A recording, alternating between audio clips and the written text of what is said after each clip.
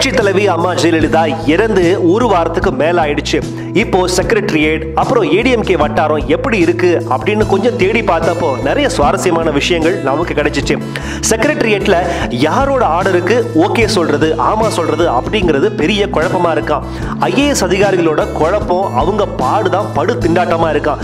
கார்டன்ல இருந்து போன் வந்தாலே யாரு போன், என்ன சொல்ல போறோம், எப்படி ஆன்சர் பண்ண போறோம் அப்படிங்கிற குழப்பத்திலேயே அவங்களோட ஒவ்வொரு நாளும் போயிட்டே இருக்கலாம். இதே நேரத்தில் இன்ஃபர்மேஷன் மினிஸ்ட்ரி தான் எல்லா மீடியா, பேப்பரு, சேனல் எல்லாத்துக்குமே பிரஸ் ரிலீஸ் பண்ணுவாங்க. சமீபத்தில் பத்திரிகையாளர் ஜோவோட இறந்த வீட்டுக்கு சசிகலா போனது அபிஷியல் நியூஸாவே கொடுத்துட்டாங்களாம். இது செக்ரட்டரியேட்ல எல்லாரும் டெய்லி பேசிக்கிட்டே இருக்கிறாங்களாம். எல்லா டிவி சேனலுக்கும் சசிகலான்னு போட வேணாம், இனிமே சின்னமானே போடுங்க அப்படின்னு ஒரு மறைமுக உத்தரவு வேட போயிருக்காம்.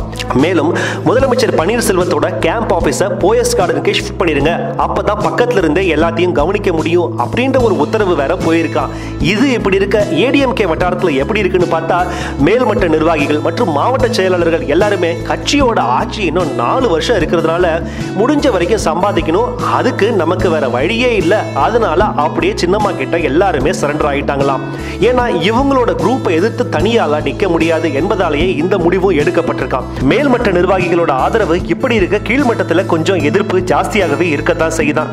சில இடங்கள்ல சின்ன மேடத்தோட பேனரை கிழிச்சு தொங்க விட்டுருக்காங்க. சில இடங்கள்ல தீபாவுக்கு ஆதரவாகவும் சில பேர் பேனர் வச்சிருக்காங்க. இதுக்கு நடுவுல 2017 கேலண்டர்ல புரட்சி தலைவியோட போட்டோவை மட்டும்தான் போட்டு பிரிண்ட் பண்ண ஆர்டர் கொடுத்தாங்களாம். ஆனா சமீபத்திய மாற்றங்கள்னால சசிகலாவோட போட்டோவையும் சேர்த்து பிரிண்ட் பண்ண சொல்லி இப்போ ஆர்டர் கொடுத்துக்கிறாங்களாம்.